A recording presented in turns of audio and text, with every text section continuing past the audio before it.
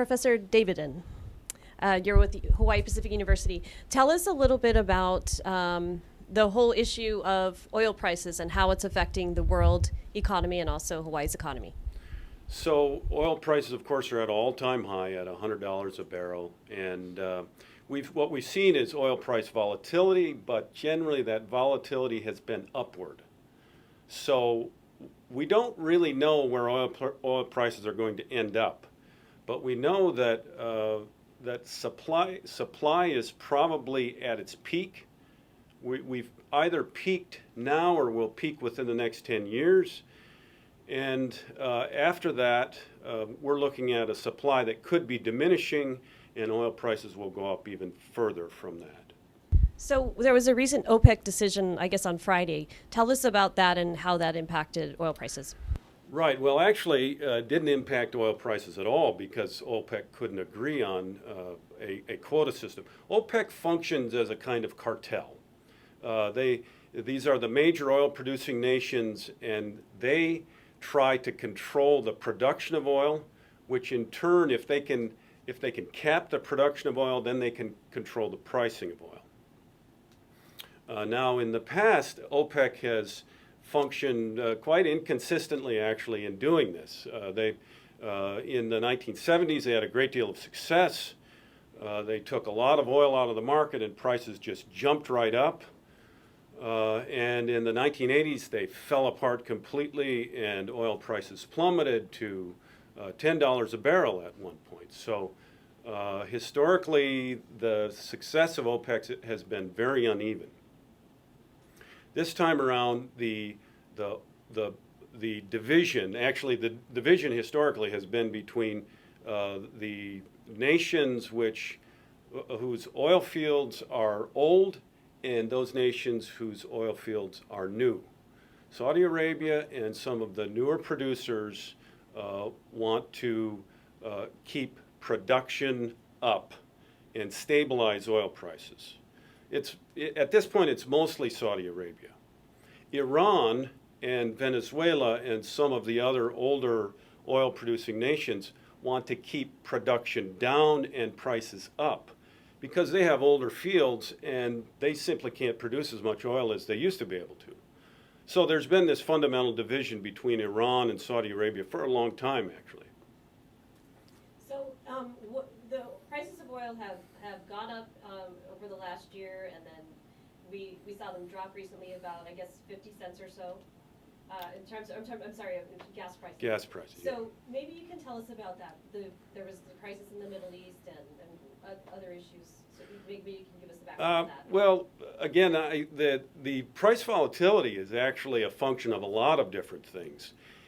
But the key to understand, I mean, before 2004, we really didn't have a lot of price volatility in oil. It would either go up and stay that way for 5 or 6 years, or go down and stay that way for 5 or 6 years.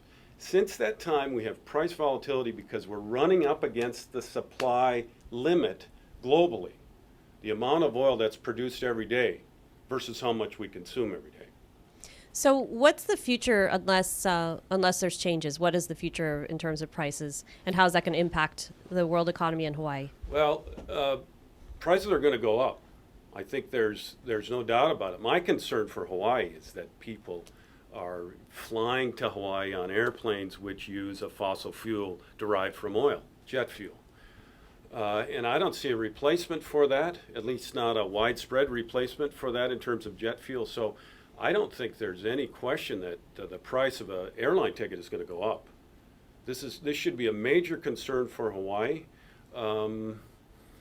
I don't know that there's a lot of solutions to this. We need to convert very quickly to other fuels.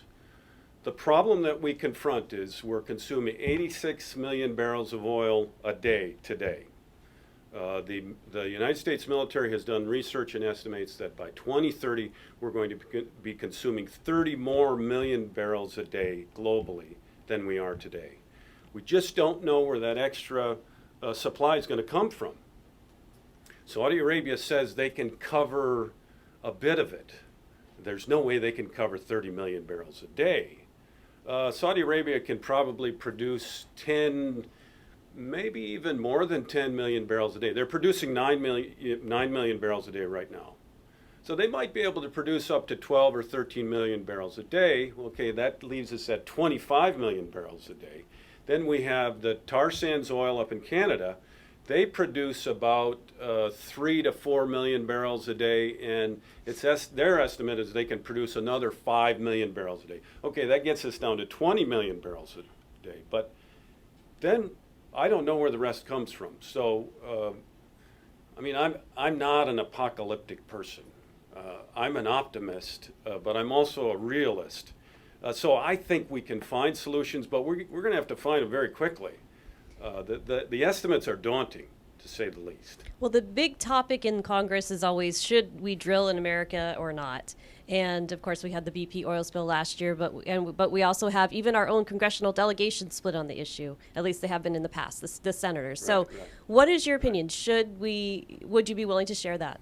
What do you think we should do? You know, the last time I taught my course, The History of Oil, I had a student from California who got up and just denounced offshore oil drilling, because in 1968 they had a major oil spill off of the shores of California, and there was lots of pollution on the beaches and everything, and it really ruined the tourism industry in California for a while. So he's on the environmental side. I can appreciate that. I mean, I don't think anybody wants to see that kind of environmental degradation resulting from spills. On the other hand, where does the oil for the 30 million barrels a day come from? I think it has to come from innovative techniques in drilling, new sources of oil. So I think there's a case to be made that we actually need to look at offshore drilling and maybe do more of it. Do you have any final thoughts on the issue that you want to share? Yeah, you know, buy a Prius, use less gasoline, ride your bicycle. You know, the thing about Hawaii is it's a high-density island, so we don't need all these cars. Public transportation and your own foot power are the best solutions to this crisis. All right. Well, thank you very much. We'll have to have you back on when we see prices spiking again. Okay, Thank you.